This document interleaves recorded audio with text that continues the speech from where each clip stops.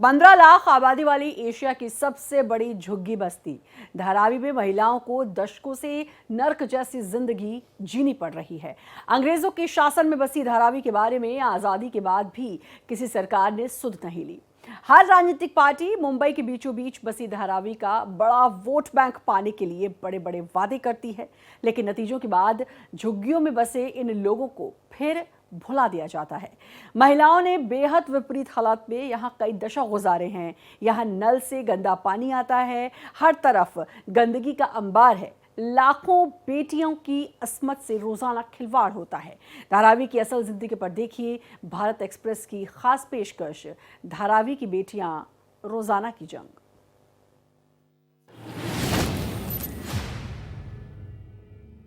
संडास, bathroom, kitchen, सोना, हर चीज इसी रूम में है। इतना गटर भरता है, पानी बारिश में पूरा पानी अंदर आता है, गटर साफ नहीं करते हैं। लाइट नहीं है, यहाँ बाथरूम की भी सुविधा नहीं है जो भी है इतना गंदा है। सवेरे सवा 1 घंटा सवा घंटा गटर का पानी था, पूरा गटर का पानी ना पी सकते ना कोई, ऐसे ही 1 घंटा पानी चला जाता है। हर एक घर के अंदर पेशेंट है, टीबी का, अस्थमा का, हर चीज का। महाराष्ट्र भारत का सबसे अमीर राज्य है और इस रईसी का आधार है मुंबई, जिसे देश की आर्थिक राजधानी भी कहा जाता है। चकाचौंध से भरे इस शहर में लाखों लोग दिन रात मेहनत करते हैं, तब महाराष्ट्र और देश के खजाने में बड़ा इजाफा होता है। जी तोड़ काम करने वाले इन कामगारों में से बहुतों का घर धारावी में है, लेकिन देश को लक्ष्मी दिलाने वाले इन मेहनतकश लोगों के घर की लक्ष्मी यानी इनके घर की बहू और बेटियां नर्क से बदतर हालात में जीवन जीने को मजबूर हैं। 15 लाख आबादी, एशिया की सबसे बड़ी झुग्गी बस्ती, जिस जगह पर सांस लेना भी मुश्किल हो, जहां पर पैर रखने के लिए जगह न हो, वहां पर जिंदगी बिताना कितना कठिन होता है, इसका सहज ही अंदाजा लगाया जा सकता है। हम दुनिया की तीसरी और एशिया की सबसे बड़ी आबादी वाली बस्ती धारावी की बात कर रहे हैं। घनी आबादी वाली इस बस्ती को लोगों ने अपने जज्बे से आबाद किया है, अपनी मेहनत और जिंदगी जीने के हौसले से उसे बुलंद किया है और इसे एक नई पहचान दी है। इस बस्ती में 100 वर्ग फीट की झुग्गी में करीब 8 से 10 लोग साथ रहते हैं। 80% से ज्यादा लोग पब्लिक टॉयलेट का इस्तेमाल करते हैं। करीब 58,000 परिवार और करीब 12,000 कमर्शियल कॉम्प्लेक्स वाले धारावी में उम्मीदें हैं, लोगों का खुद पर विश्वास है, मुश्किल स्थितियों से पार पाने का जज्बा है। सर्वाइकल ऑफ द फिटेस्ट के फॉर्मूले को जीवंत तौर पर पेश करने का सबसे बड़ा उदाहरण है। 2008 में स्लम डॉग मिलियनेयर फिल्म ने इसकी लोकप्रियता को बढ़ाया था। इस फिल्म ने कई पुरस्कार जीते।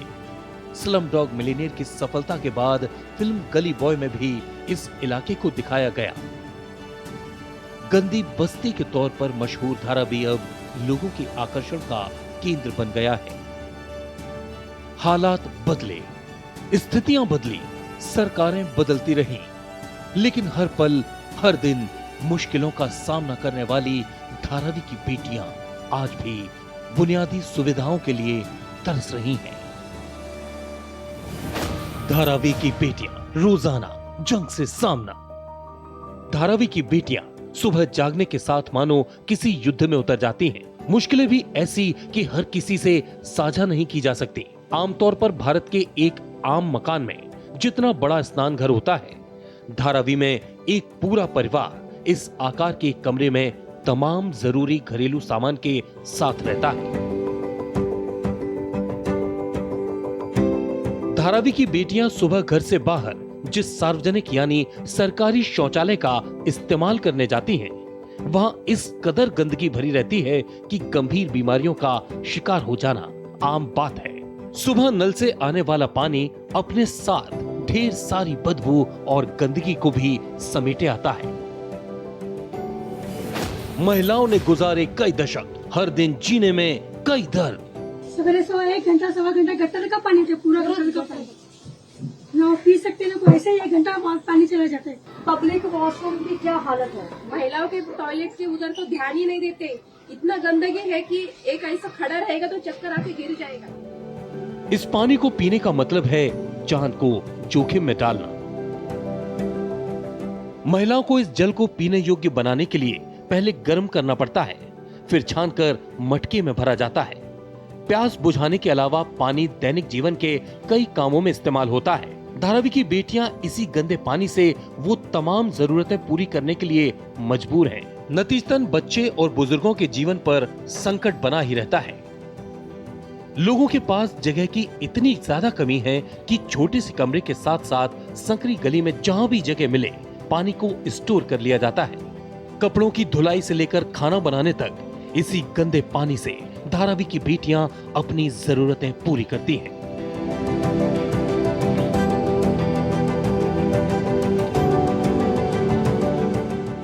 कोई सुरक्षित जगह नहीं है, फिर भी गुजारा कर रहे हैं इसी में। सब छोटा है, एडजस्ट करके जिंदगी निकाले। इसी छोटे घर में सब है, संडास, बाथरूम, किचन, सोना, हर चीज इसी रूम में।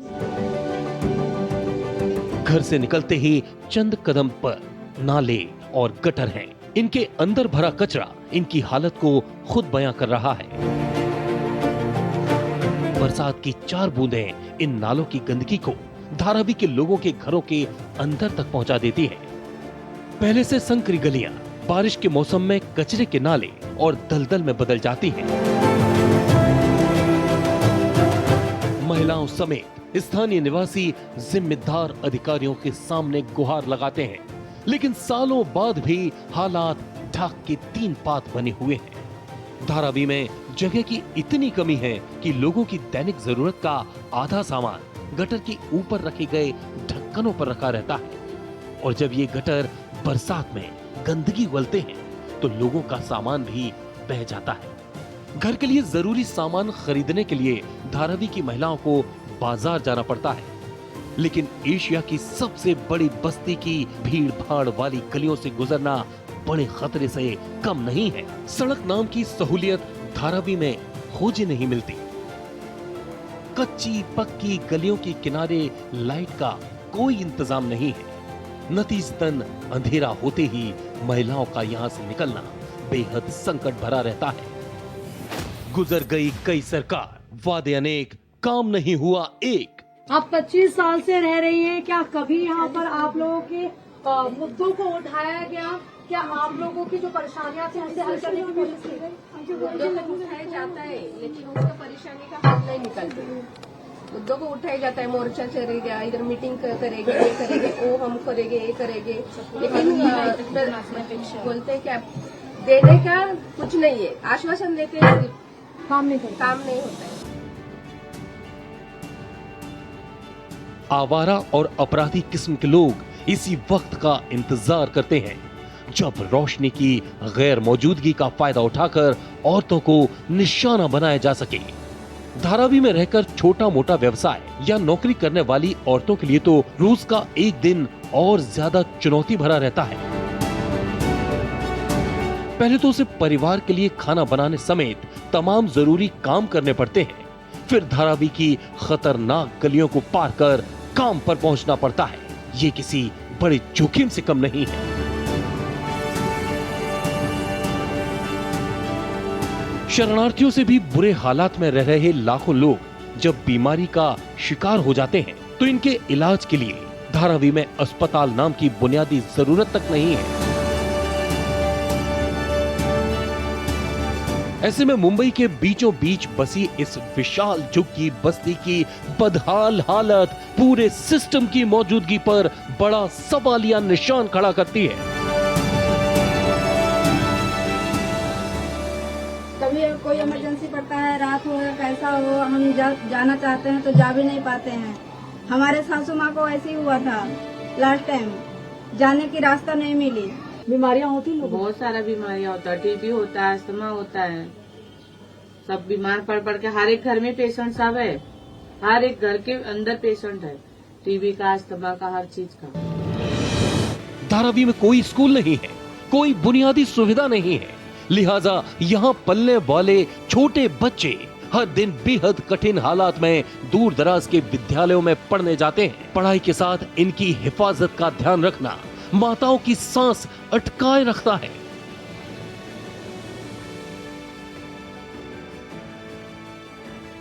एक कमरे के घर के सामने संकरी गली और फिर नाले गटर हैं। छोटे छोटे बच्चे इस बोझिल जगह पर मन बहलाकर बड़े हो रहे हैं, जिसका नतीजा उनकी हेल्थ में बड़ी दिक्कत के रूप में सामने आ सकता है। बड़े बड़े गटर हैं जो बरसात में भर जाते हैं और ये पानी लोगों के घरों में जाता है। लोग बीमारियों का शिकार होते हैं। ना पानी की व्यवस्था है, ना शौचालय की व्यवस्था है, ना अस्पताल की व्यवस्था है। जो मूलभूत सुविधाएं हर किसी को मिलनी चाहिए, उससे धारावी के लोग अभी भी वंचित है, दरकिनार है। अब ऐसे में सवाल ये उठता है कि सरकार आखिरकार धारावी के लोगों का विकास कब करेगी।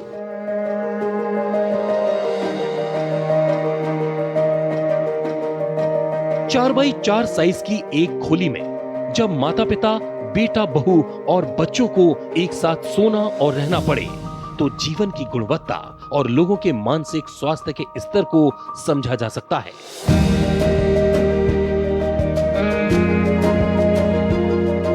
धारावी का हर परिवार दशकों से बेहतर जीवन की उम्मीद में ऐसे ही रहता आया है, लेकिन उम्मीद सिर्फ उम्मीद ही बनी रही। चुनाव के वक्त नेता वादों का पिटारा खोलते हैं और इलेक्शन पूरा हो जाने के बाद धारावी को अगले चुनाव तक फिर भुला दिया जाता है। एक महिला के लिए धारावी में जीवन गुजारना पूरे सपने से कम नहीं है। इज्जत, लाज और स्वास्थ्य जैसे हर हक पर धारावी की लाखों बेटियों को रोजाना समझौता करना पड़ता है। जरूरत है अब इन हालात को बदल दिया जाए और धारावी में रहने वालों को इंसानों के रहने लायक माहौल मुहैया कराया जाए।